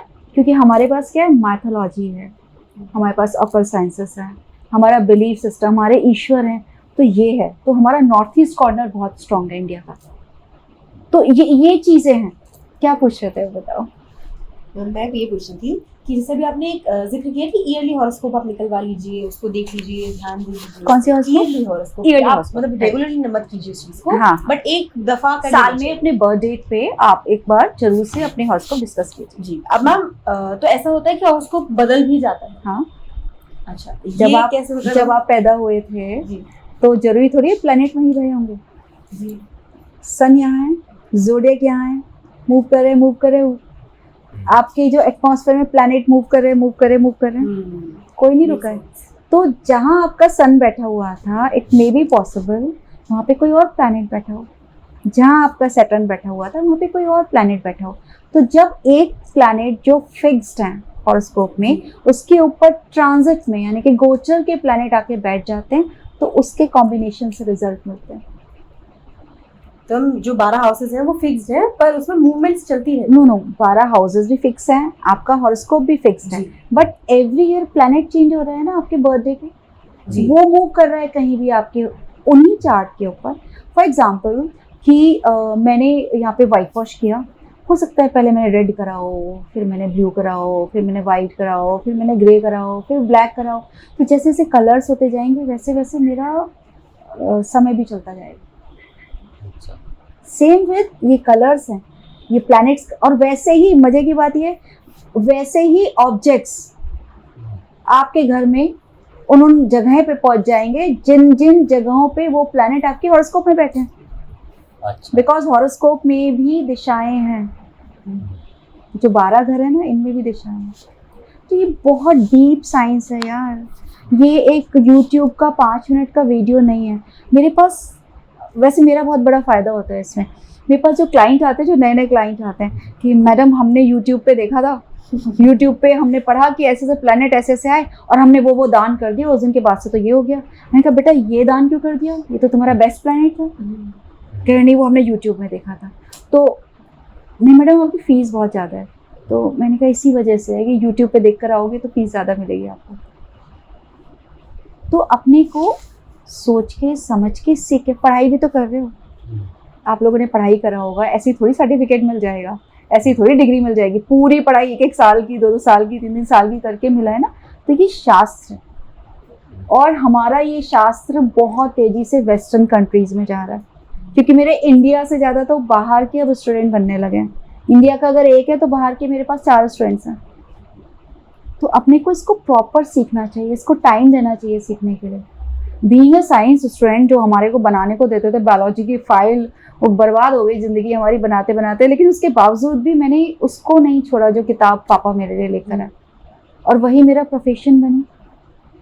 मैम आजकल ये बहुत मजाक चल रहा है, वो कई वीडियोस में निकलता है कि कोई भी पॉडकास्ट में या कोई भी किसी वीडियो में कोई अगर व्यक्ति बैठा है जिसको एस्ट्रोलॉजी का ज्ञान है तो कुछ भी बोल दे रहा है वो कि आप लाल रुमाल में ये बांध के बेड के नीचे रख दो तो ये हो जाएगा। हाँ, कुछ भी बोल सकते हैं। तो इंडिया हम में सब- सबको बोलने की आजादी है। तो वो सब किसी को कह करते दिया हैं। फांसी नहीं होती है। हाँ, तो आधी जनता कर रही है ना उसको फॉलो, तो फिर वो तो गलत चीज है, आप अच्छी किसी को बात गलत है, करे। ज्ञान दे रहे हो। अब वो पता नहीं किसके लिए गलत है किसके लिए सही है, बट सी इन ये सब जो चीजों से उपाय कुछ हैं, काम होता है ना। ये जो उपाय आप बोल रहे हो, मैंने 3 साइंसेस आपको बताई। ये साइंस है, जो उपाय वाली साइंस है, वो उसको लाल किताब के उपाय बोले गए हैं। जी। लाल किताब क्या थी? ये किताब बनाई गई अपने लाइनों को सामुद्रिक शास्त्र बोलते थे। पहले जमाने के पंडित बहुत ज़्यादा नॉलेजेबल, हर व्यक्ति इंटेलिजेंट था। उसने सितारों को देखा, उसने लाइनों को, रेखाओं को देखकर, ग्रह बैठा के, अपने रेकी करके, समझ के उन्होंने उस किताब के उपाय, सारे के सारे वेजिटेरियन उपाय हैं। कुछ किसी का बलि नहीं देना, कुछ नहीं करना, कहीं कुछ नहीं करना, लेकिन उसको लोगों ने मोल्ड किया अपने अपने फायदे के लिए। मैं कैसे अलग हो जाऊं, मैं कैसे, अब वो बिल्कुल ही ना, उसका ओरिएंटेशन बिल्कुल चेंज हो गया। ये सब कहीं नहीं लिखा कि लाल कपड़े में रख के, बहुत एक एक चीज़ बहुत प्रिसाइज है, चीज़ें बहुत क्लियर है। हमको पढ़ना चाहिए इसको, मतलब सिर्फ इसलिए नहीं कि आप प्रोफेशनली करो, अनप्रोफेशनली भी आप इसको पढ़ो यार, अपनी नॉलेज के लिए। हमारी दादी हमको बताती थी, हम सोचते दादी को कैसे पता कि देखो ये हवा चल रही है, अब अच्छा समय है, देखो सूर्य के चारों तरफ ये हो रहा है, चंद्रमा के चारों तरफ ये हो रहा है, धूप यहाँ जाती थी तो ऐसे। वो उनको कहाँ से ज्ञान, और उनका एक एक प्रेडिक्शन सही होता था। तो अपने को ना पढ़ना चाहिए। कहीं भी हमको लगता है ये अगर मैं भी गलत बोल रही हूँ तो उसका भी आपको पढ़ना चाहिए। अच्छा, मैम ने ये बोला था, ये लिखा है क्या? हम लोग यार पढ़े लिखे जनरेशन है आज की डेट में। बुद्धू नहीं बनना कभी, बुद्धू बनाना भी नहीं चाहिए, बुद्धू बनना भी नहीं चाहिए। सब कुछ लॉजिकल है यार, हमारे पास हर चीज़ की रीजनिंग है। आप कोई भी क्वेश्चन पूछोगे, मेरे पास हर चीज़ की रीजनिंग है। और शायद इसीलिए मुझे मज़ा आता है इसको करने में। ये मेरी ज़िंदगी है, हॉबी भी कह लो, ज़िंदगी भी कह लो, मेरा घर भी यही चलाती है, ये मेरा सब कुछ है। तो मैं इसके साथ तो ऑनेस्टी रखूँगी, कोशिश है। एक चीज है, वो आप अभी कुछ 3x4 1x1 कर रहे थे, वो एक बार हो जाए, पीछे वाली जनता थोड़ी परेशान हो रही है। पीछे वाली जनता, उन्हें भी जानना है। पीछे वाली जनता को क्या जानना है बताओ? वो वही अभी वो उसी का अटके हुए हैं कि 3x4 क्या था और 1x1 क्या था। हाँ, ये क्या होता है, ये न्यूमरोलॉजी में होता है। न्यूमरोलॉजी में जो आपका डेट ऑफ बर्थ होता है ना, उससे निकालते हैं हम इसको। तो मैम इससे फिर असर क्या होता है? ये नंबर्स होते हैं। न्यूमरोलॉजी, देखो न्यूमरोलॉजी क्या है, नंबर हर जगह है। अगर आपका टाइम नहीं होता 12:04, अगर आपकी डेट नहीं हो गई 3/4/2000, अगर आपका प्लेस नहीं होगा दिल्ली, दिल्ली में डी का नंबर क्या है, तो आप कैसे निकालोगे? आपके घर का एड्रेस, नंबर, आप कौन सी क्लास में हो, आपके पास कितने कपड़े हैं, आपके पास कितने घर हैं, आपके पास कितनी गाड़ियाँ हैं, सब कुछ नंबर पे बेस्ड है। तो ये तो बेस्ड है, तो हर नंबर की इंटेंसिटी अलग अलग होती है। उन नंबर्स के अकॉर्डिंग हम रिजल्ट देते हैं। कोई नंबर है जो 2 बार रिपीट हो रहा है, कोई 3 बार रिपीट हो रहा है, कोई है ही नहीं नंबर, तो उस जो नंबर नहीं है हमारे पास, उसकी हमें कमी महसूस होती है। जो नंबर एक्स्ट्रा है उसके बारे में हम एक्स्ट्रा सोचते हैं, और जो नंबर हमारे को सिर्फ एक ही बार आता है वो एकदम न्यूट्रल लगता है लाइफ को। कुछ उदाहरण देके अगर आप समझा पाओ तो। चाहे उदाहरण नाम के नंबर से ही सही, बट जो आपको लगे बिना नाम लिए भी, अगर आप उसको थोड़ा सा एक्सप्लेन कर पाए। अच्छा, ओके, चलो एक डेट ऑफ बर्थ ले लेते हैं। उनका कॉम्बिनेशन 3/4 आता है जी। तो ये 101 का तो मैंने बता दिया। नंबर 1 वाले व्यक्ति कैसे होंगे? बस नंबर 1 वालों को थोड़ा मसाला कम खाना चाहिए, क्योंकि ऑलरेडी उनके पास सन का नंबर है और डबल 1 है। उनको मेडिटेशन जरूर करना चाहिए, क्योंकि आपकी ना इतनी ज़्यादा इच्छाएं हैं, इतना कुछ आपको लाइफ में करना है, इतना कुछ, लेकिन 24 घंटे उतना ही टाइम आपके पास है, और आपकी स्पीड अपनी एज के अनुसार चलेगी। तो ये सोच के अपने ड्रीम्स बना के फिर उसको करो। मेडिटेशन बहुत इम्पॉर्टेंट है। अब ये जो 3/4 हैं, ये पढ़ाई लिखाई में बहुत अच्छे हैं, ठीक है, ये कॉन्फिडेंट भी बहुत ज़्यादा हैं, इनको ब्लेसिंग्स भी बहुत ज़्यादा हैं ईश्वर की। अब इनके साथ क्या दिक्कत है कि पढ़ाई लिखाई कुछ ज़्यादा ही है, तो इनको अपने से कम पढ़े लिखे लोग समझ में नहीं आते, ठीक है। दूसरी बात, इनको इंटेलेक्चुअल चाहिए, टॉपर्स चाहिए। दूसरी बात, इनका माइंड बहुत सारी जगह जाता है, वो नंबर 4 कर रहा है, राहु का नंबर है। अब या तो इनका फील्ड ऐसा हो जाए जो राहु का फील्ड होता है, या फिर ये है कि राहु वाले उपाय करेंगे। तो अगर ये डॉक्टर हैं तो भी बहुत अच्छा रहेगा, क्योंकि वहाँ पे रिसर्चेस आ रही हैं। राहु एक जगह टिक के नहीं बैठता, उसको बोलना है, बक बक बक बक करने की आदत है। तो इनका फील्ड कैसा होना चाहिए? बोलने वाला फील्ड होना चाहिए, ओरेटर हो सकते हैं। ये सारी चीज़ें इनके लिए हम देख सकते हैं। अब बाकी आप क्वेश्चन पूछो। हम ये 3/4 का क्या हिसाब है? ये ऊपर 3 नीचे 4, ये क्या लॉजिक है इस बात के पीछे? ये जो आपकी डेट ऑफ बर्थ होती है, सपोज 132003, तो number 1 is your main number, और इसका टोटल जो आएगा वो आपका सब नंबर आ जाएगा।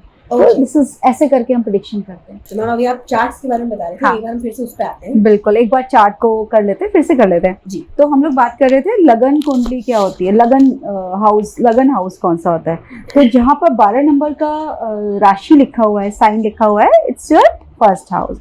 फर्स्ट हाउस से हम सब कुछ देख सकते हैं, पूरा का पूरा अपनी फैमिली के बारे में, भाई के बारे में, घर के बारे में, दोस्तों के बारे में, अपने पास्ट लाइफ, बच्चे, स्पाउस, हैप्पीनेस, अनहैप्पीनेस, सब कुछ हम फर्स्ट हाउस से देख सकते हैं। लक हमारा, एंड हमारा प्रोफेशन, हमारे पैसे, हमारी लाइफ में क्या नेगेटिविटी आने वाली है, वो सब कुछ फर्स्ट हाउस बताता है। उसके बाद जहाँ पर एरीज 1 नंबर लिखा हुआ है, जी, it's your second house. Second house majorly हम लोग फैमिली, बहुत सारे, एक हाउस करीब मोर देन 100 कैरेक्टरिस्टिक देता है, बट अगर हम क्विक इसको चलाना चाहें तो मेजरली सेकेंड हाउस को हम फैमिली से देखते हैं। फैमिली हो गया, जो हमारा फिक्स टाइप ऑफ इनकम हो गया, जो पेपर की फॉर्म में इनकम हो गया हमारा, या हमारा घर वगैरह बना हुआ, वो सब हम सेकेंड हाउस से देखेंगे। फिर थर्ड हाउस हमारा भाई बहनों के लिए देखते हैं, कैसे हमारे सिबलिंग्स होंगे, करेजियस कितने होंगे हम लाइफ में, कितना स्ट्रगल हम कर सकेंगे या नहीं कर सकेंगे, या हमारा आज के टाइम में हम इसको देखो कि हम आसपास की जगहों पे कितना मूवमेंट करेंगे, वो थर्ड हाउस। शॉर्ट जर्नीज हमारी क्या होंगी। तो अभी इस चार्ट के हिसाब से सेकंड और थर्ड में क्या है? इस हाउस के हिसाब से सेकंड और third house, there is an exchange between second and third house. Second का लॉर्ड मंगल थर्ड में बैठा हुआ है, और थर्ड का लॉर्ड जो है वीनस, वो बैठा हुआ है सेकंड हाउस में। ओके। ये बंदा तो भाई खूब घूमेगा, मतलब आई मीन घूमना मतलब he would be always on the toes, चलता ही रहेगा, वो रुकने वाला बंदा ही नहीं है। इसको रोकने के लिए, इसको समझने के लिए इसकी प्लानिंग क्या है, वो इसको बहुत जरूरी है। तो रुको, सोचो और समझो। मंगल थर्ड हाउस में है, ये अगेन ये बहुत strongest, it is one of the strongest chart. Mangal third house में इंसान को बहुत ज़्यादा करेजियस, डरने वाला लड़का ही नहीं है बिल्कुल। सूर्य लगन में बैठा हुआ है, मैजेस्टिक बनाता है इसको। सेकेंड हाउस में राहु है, बुध है एंड शुक्र है। सेकेंड हाउस का जो शुक्र है वो काल पुरुष के सेकेंड हाउस में है, तो वेल्थ भी आएगी, पैसा भी है, अच्छा सब कुछ है। थोड़ा बहुत झूठ वूठ बोलेगा, ठीक है, कोई बात नहीं, चलता है, ज़रूरी है आज की लाइफ में, ये चलता है, ठीक है, इतना ही करते हैं। उसके बाद जो फोर्थ हाउस है, वो जहाँ पर जेमिनी साइन है, it's the fourth house of this horoscope. वहाँ पे बैठा हुआ है moon and Saturn, Chandra Shani, right. तो चार्ट में हर प्लैनेट का कुछ डायरेक्शन होता है जहाँ पे वो बेस्ट पोजीशनिंग में बैठा होता है। तो यहाँ पर बैठा हुआ जो मून है वो इस इंसान को डायरेक्शनल स्ट्रेंथ में है, तो मदर से प्यार, अफेक्शन बहुत ज़्यादा होगा। मून का 4th हाउस में बैठना अच्छा रिजल्ट माना जाता है, बट क्योंकि सैटर्न के साथ बैठा हुआ है तो अगेन लाइफ में अपनी सेविंग्स को बना के रखना है, सारा पैसा एक जगह नहीं लगाना है, सारा पैसा कभी एग्जॉस्ट नहीं करना है। कोई भी बिजनेस करोगे बहुत सोच के करना है उस चीज़ को, एकदम से किसी भी काम में जंप नहीं करना है। प्लस ये है भी अपने एनिमिकल साइन में, मून इट्स इन जेमिनाइन साइन, तो 4th हाउस होता है हैप्पीनेस का, खुशियों का। तो भाई ये जो बंदा है ना, इसके पास चाहे कितना भी पैसा क्यों ना आ जाए, बस इसको बैठना नहीं चाहिए, इसको काम करते ही रहना चाहिए। अगर ये काम करता रहा, जिस पल इसने कहा कि हाँ मैं बेस्ट हूँ, जिस पल इसने कहा मेरे पास बहुत सारा पैसा है, वहीं से दिक्कतें स्टार्ट हो जाएंगी। सन अगेन याद रखो, एग्जॉल्टेड सन लगन में है, वो कह रहा है रुकना नहीं है, रुक जाना नहीं, तू कभी हार के, हारेगा तो है ही नहीं इंसान, लेकिन रुकना नहीं है, इसको हमेशा वर्किंग करते रहना है। तो मून और सैटर्न आपको इतना परेशान नहीं करेंगे, इसकी रेमेडीज करनी चाहिए इनको, ठीक है। उसके बाद 5th हाउस में कैंसर साइन है। कैंसर का लॉर्ड अगेन 4th हाउस में बैठा हुआ है, एक शुभ योग बनाता है। हमने बोला था शुरू में कि 5th हाउस धन का भी होता है, और 4th हाउस आपकी हैप्पीनेस का हाउस होता है। तो धन का और हैप्पीनेस का हाउस मिल गया, मतलब सॉर्टेड है, ऐसा कोई टेंशन नहीं है, बट अपने को उसको बढ़ाना है बेसिकली, तब बढ़िया रहेगा ये चार्ट, ठीक है। इसके अलावा 6th हाउस में जहाँ पर लियो साइन है, वहाँ पे गुरु बैठे हुए हैं, जुपिटर बैठे हुए हैं। जुपिटर का 6th हाउस में, 6th हाउस एक स्ट्रगल का हाउस है, वहाँ पे एक पॉजिटिव प्लैनेट का बैठना बहुत अच्छा नहीं माना जाता, बट आप इसको यूज़ कर सकते हो। अगर आप एज ए कंसल्टेंट अपना कोई करियर ऑप्ट करो, तो कंसल्टेंट गुरु कंसल्टेंट बनाता है, और अगर आपने वो करियर में बना दिया तो आपको वो गुरु रिजल्ट अच्छे देगा, खराब रिजल्ट नहीं देगा आपको। उसके बाद 7th हाउस को हम बोलते हैं जहाँ पे वर्गो साइन है, it is the house of partner. Life में लोग आपको कितना एक वैल्यू देंगे, एक आपको किस लेवल पे बैठाएंगे, वो हाउस होता है। आपके पार्टनर्स जो आपके बिजनेस पार्टनर भी होते हैं, आपके लाइफ पार्टनर भी होते हैं, वो सारा कुछ 7th हाउस से देखते हैं हम। तो उसका लॉर्ड है मरकरी, अगेन बैठा हुआ है 2nd हाउस में। तो ये एक अलग स्टोरी है, इसको बाद में बात करेंगे, ठीक है। एंड 8th हाउस में केतु बैठा हुआ है। केतु का 8th हाउस में संबंध ये बताता है, जो आज हम कर रहे हैं, कि आज हम क्यों इस पॉडकास्ट में हैं, कि ये व्यक्ति ऑकल्स में जो छुपी हुई चीज़ें हैं उनको जानने के लिए बहुत इच्छुक रहेगा।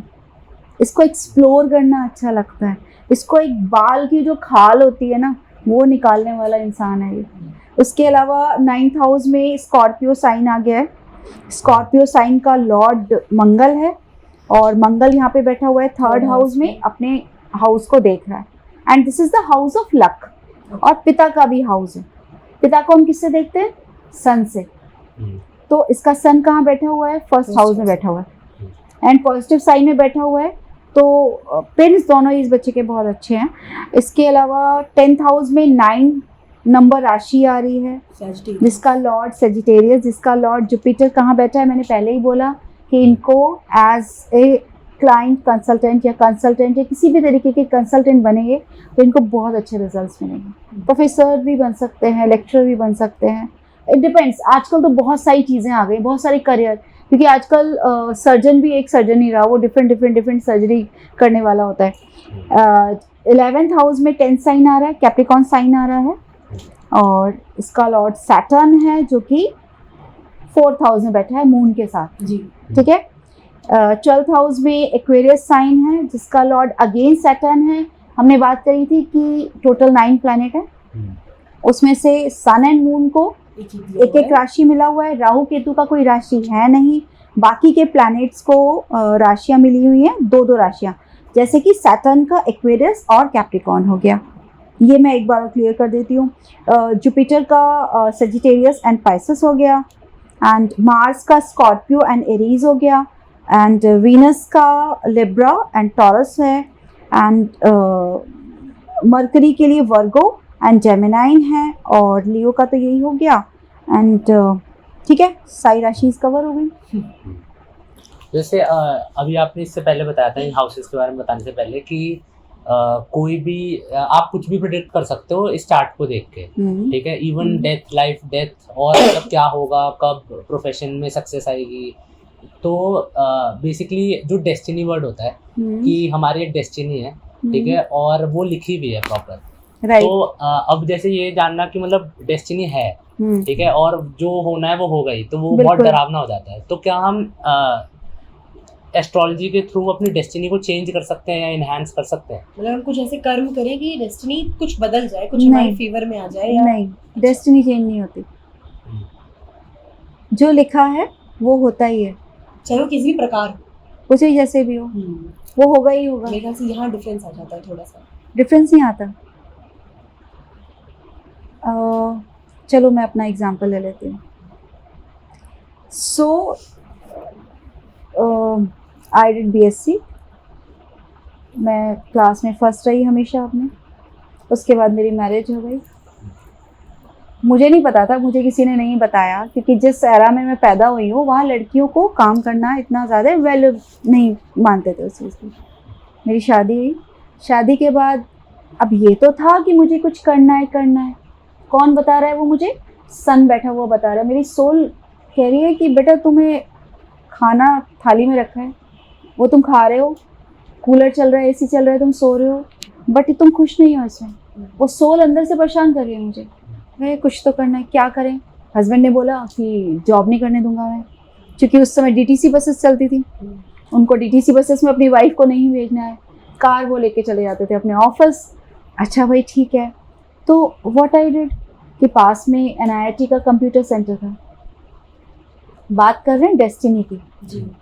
और बात कर रहे हैं कि एस्ट्रोलॉजी हेल्प कर सकती है क्या, यही बात हो रही है ना? जी। हाँ जी। तो मैंने NIT का कंप्यूटर कोर्स ज्वाइन करा। बड़ा फेमस होता था, 1991 की बात है, तभी खुला था नया नया। टॉप कर लिया वहाँ पे, अपना डिग्री कोर्स कर लिया, प्लेसमेंट मिल गया कंप्यूटर रूम कनॉट प्लेस में। उसी टाइम उसी ईयर में खुला था, 92 वगैरह में, 91-92 में। वहाँ पर कोऑर्डिनेटर का जॉब 10,000 रुपये में मुझे मिला। 10,000 1991 में आज के 1 लाख से भी ज़्यादा रहा होगा। बिल्कुल। बट माई हस्बैंड सेड तुम्हें तो जॉब करनी नहीं। चलो भाई कोई बात नहीं। फिर हम थोड़ा सा और आगे बढ़े, फिर वही कीड़ा कि करना है, ठीक है। फिर मैंने ट्यूशन्स पढ़ाई। ट्यूशन्स भी किसको पढ़ाई? 9, 10, 11, 12 physics, chemistry, geology and botany and mathematics, सारे टॉप के सब्जेक्ट। मेरे जो स्टूडेंट होते थे मैं लेती ही 75% पे थी कि जिसके 75% आएंगे उसको ही हम पढ़ाएंगे, बाकी क्योंकि हमको उनको 100% पे लेकर जाना है। This is my target. और ऐसा हुआ, 95, 99, 98% सारे टॉप स्कूल्स के बच्चे मेरे पास आए। फिर क्या हो गया कि घर अपना नहीं था, घर चेंज हो गया, चले गए गुड़गांव, छूट गया वो। डेस्टिनी और हॉरोस्कोप किसी ने प्रेडिक्ट नहीं करा शेफाली वर्मा क्या करेंगी, ठीक है। वहाँ गए, वहाँ अपना बुटीक खोला। अगेन वो कीड़ा था ना अंदर, वो कह रहा था बेटा तेरे को खाना तो है नहीं चुपचाप से, तो अपना ही काम करना है। बुटीक खोला, बुटीक कामना के नाम से बुटीक खोला था मैंने। It was one of the best boutique of Gurgaon DLF Phase 3। मतलब लोग आते थे, बाय करते थे, मैं जो मांगती थी मुझे वो मिलता था। मुझे कभी भी लाइफ में किसी ने नहीं कहा, पीछे गालियाँ देते होंगे बट मेरे सामने किसी ने नहीं कहा कि आपका कपड़ा इतना महंगा है, आपका डिज़ाइन इतना महंगा है। दे सेड नहीं शेफाली तुमने बनाया बेस्ट। फिर उसके बाद हम वापस दिल्ली आ गए, वो काम भी छूट गया। तब तक मुझे एक बात समझ में आ गई थी कि डेस्टिनी नाम की एक चिड़िया कुछ होती है, ठीक है। तब तक मैं नहीं मानती थी डेस्टिनी को, तब तक मैं कर्म तक मान रही थी। तो मुझे लगा नहीं, अगर डेस्टिनी है, क्योंकि मैं पूजा करती थी, भगवान को बहुत मानती थी, इंट्यूटिव बहुत ज़्यादा थी। मेरे फोरफादर्स दे वर एस्ट्रोलॉजर्स की, वो भी प्रेडिक्ट करते थे बिना पढ़े हुए। तो एक जो पीछे से जो हमारा बीज मून चला आ रहा था, तो वो आ रहा था ना बॉडी के अंदर, RNA DNA वो सब मूव कर रहा था। तो मैं बैठ गई। मैंने अपने हस्बैंड को बोला कि मुझे 5 साल खिला लोगे आप बैठा के? कह रहे मैं तो पहले भी खिला रहा हूँ, मुझे तो चाहिए ही नहीं कि मेरी बीवी काम करे। मैं कहा नहीं, अभी मैं आपसे मांग कर खा रही हूँ, 5 साल में कुछ काम नहीं करूँगी। 5 इयर्स मेरा बेटा बॉर्न हुआ, 5 इयर्स मैंने कुछ काम नहीं किया। सिर्फ मैंने रीडिंग करी, जो मेरे पास किताबें थी वो पढ़ी, मैंने बहुत सर्च किया। सब कुछ करने के बाद एक दिन मेरे पास एक ऐड दिखा। वो ऐड था एक किसी एस्ट्रोलॉजी के लिए, एक हमारा इंस्टीट्यूट है आईकास, उसने ऐड निकाल रखा था। मैंने उस ऐड को देखा। 5 साल की तपस्या थी मेरी कि 5 साल तक मैंने कुछ नहीं किया। मैं परेशान हो रही हूँ कि मैं कैसे बैठ के खा सकती हूँ। उसको मैंने देखा, मैं उनके पास गई कि सर मैं वास्तु कंसल्टेंट हूँ, वास्तु में करती हूँ। मुझे एस्ट्रोलॉजी नहीं पढ़ना है, ठीक है, मैंने आती है, मुझे सीखा हुआ है, सारी चीज़ें ठीक हैं, बट चलो मैंने सोचा कि वास्तु सीख रहे थे, आपने लिखा है आप वास्तु पढ़ाओगे, कह रहे वो तो हमने ऐसे ही डाल दिया। ही सेड कि वो तो हमने ऐसे ही डाल दिया, वो तो हमारे पास स्ट्रेंथ्स ही नहीं है, तो तब तक आप यही पढ़ लो। मैंने कहा सर ये तो मैंने पढ़ा ही हुआ है, ये मैं पढ़ के क्या करूँगी, मैं इसको करती भी हूँ, एस्ट्रोलॉजी करती हूँ मैं। ही सेड नहीं शेफाली तुम्हारे लिए करेंगे, तुम कर लो। तो हमारे सर थे, बहुत अच्छे सर थे, आरएल द्विवेदी सर, आज भी मुझे उनका नाम याद है। जैसे नहीं तुम करो, मैंने ऐसे ओके ठीक है कर लिया ज्वाइन। मैंने कहा नहीं ये मुझे दिखा है करना है, करा। फिर फर्स्ट ईयर कि सर मैं तो प्रैक्टिस भी करती हूँ। अच्छा तुम प्रैक्टिस करती हो, तुम हॉरोस्कोप लो, तुम देखो हॉरोस्कोप, ठीक है। टॉप कर लिया वहाँ भी टॉप कर लिया। टॉप करने के बाद वो हिंदी में पढ़ाते थे, नहीं समझ में आती थी हिंदी, सब कुछ उस समय कीड़ा अंग्रेजी का था बहुत ज़्यादा। फिर भारतीय विद्याभवन ज्वाइन कर लिया, वहाँ पे इंग्लिश में दोबारा से सारी चीज़ें पढ़ी। इन द मीन टाइम वहाँ से लेकर आज तक का सफ़र है कि मैंने अपने हस्बैंड से वैसे भी मैंने नहीं पहनी ली, बस 5 साल उन्होंने मुझे किया। मैंने अपनी किताबों का, अपने कोर्सेज़ का, जो कि 8-8, 10-10 साल के कोर्सेज़ थे, मैंने सब कुछ अपने आप किया। और मुझे पता है कि यही मेरी डेस्टिनी है। और तब तक मैंने चार्ट भी नहीं देखा था अपना, क्योंकि लोग कहते थे कि जी अपना चार्ट नहीं देखना, लोग कहते थे अपना चार्ट नहीं देखना। तब मुझे ये समझ में आ गया था नहीं कुछ गड़बड़ है, जो बोल रहे हैं वो होता नहीं है, और जो होता है वो कोई बताता नहीं है। तो अपने को क्या बनना है, अपने को वो बनना है कि जो होना है हमको वही बताना है। तो ये डेस्टिनी और एस्ट्रोलॉजी, अगर कोई होता जो प्रेडिक्ट करता कि देखो तुम्हारा ये प्लैनेट इतना स्ट्रांग है, तुम्हारा ये प्लैनेट इतना स्ट्रांग है, तुम जाओ इस साइंस में। लेकिन किसी ने सोचा ही नहीं कि एक लड़की एक हाईएस्ट पेड वास्तु कंसल्टेंट बन सकती है इंडिया की, किसी ने सोची नहीं है बात। तो ये अंडर एस्टिमेट किया उन्होंने। डेस्टिनी थी मेरी यहाँ तक पहुँचना, पहुँच तो गई मैं, लेकिन मैं बहुत लेट पहुँची। देखा जाए तो मैंने 2000 में अपना करियर स्टार्ट किया, करीब 40 मतलब प्रोफेशनली करियर स्टार्ट किया मैंने अपना। तो देखो मैं 48 वगैरह में मैंने करियर स्टार्ट किया होगा अपना। वो ठीक है, वो वॉरेन बफेट और ये सब कहानियाँ ठीक है, बट मैं आज सोचती हूँ यार थोड़ा पहले करती ज़्यादा पैसा कमाती। तो ये होता है। तो अगर कोई हमको ऐसा मिल जाए, जैसे कहते हैं ना कोई आपको प्यार करने वाला मिल जाए तो उसे पकड़ लो, छोड़ो नहीं लाइफ में कभी, ठीक है, जो आपको समझने वाला मिल जाए। सेम विद दिस फील्ड, अगर कोई आपको ऐसा मिल जाए जिसकी बात आपको समझ में आ रही है, जो आपके लिए कुछ प्रेडिक्ट कर पा रहा है और वो चीज़ हो पा रही है, तो उसको पकड़ लेना चाहिए। अगेन अंधविश्वास नहीं करना चाहिए, बट उसके दिए हुए एक रिजल्ट को जरूर से एक थॉट देना चाहिए कि अच्छा चलो ये भी एक्सप्लोर कर लेते हैं। तो ये है डेस्टिनी। तो ये बिल्कुल 100% रियल साइंस है। हम किसी भी तरीके से इसे प्लीज़ अंधविश्वास ना समझें। हम ये ना सोचें कि ये सिंपल पंडितों की बताई हुई चीज़ें हैं, नहीं, इससे कहीं ज़्यादा है ये। और मेरा तो लाइफ में फोकस पैसा ही रहा है हमेशा। मेरा तो ये कहना है कि जो स्टडी आपको करोड़ दे सकती है यार, लाइक्स दे सकती है, कुछ तो होगा ना उसमें। अब दुनिया गा रही है इस चीज़ को, तो कुछ तो होगा ना। तो वो फेक कैसे हो सकती है? और हमारे ही हिंदुस्तान से निकली हुई है, और हमारे ही मोदी जी कितना प्रमोट कर रहे हैं उसको, और हम कह रहे हैं कि ये तो अंधविश्वासी है। सी एंशियंट साइंसेस तो ऐसे कहते हैं ना कि हवा में नहीं उड़ना चाहिए, अपने कदम जमीन पे। तो ये वो साइंस है कि अपने वेदास को जानकर, पहचान कर, आपको किसी ने ये थोड़ी कहा आप इसमें बिजनेस करो, नहीं, बिजनेस जो भी करो आप डंडे चलाओ और घर में आके किताबें पढ़ो, आप नॉलेज रखो। This is very pure science, आप सबको पता होना चाहिए, आप इस पर बिलीव कर सकते हो। आई होप कि अगर मेरे पास कोई आए और मैं उसको सही बता पाऊँ। मैं कभी भी किसी को गारंटी नहीं देती कि मैं सही बता पाऊँगी, क्योंकि मेरा आज भी मानना है मुझे कुछ नहीं आता। मुझे लगता है क्योंकि ये डिवाइन साइंस है ना, मैं यहाँ पे जो बोल रही हूँ, यहाँ से इस समय इस रूम से अगर मैं बाहर जाऊँगी तो मुझे कुछ याद नहीं रहेगा।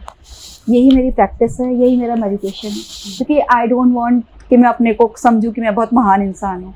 कोई भी महान नहीं है यार, बस हमको ईमानदारी, ऑनेस्टी, और जो हमको ज्ञान आता है, जो हमसे पूछा गया है, हमको उस पर रिजल्ट देना आना चाहिए। तभी फ़ायदा है कोई चीज़ सीखने का।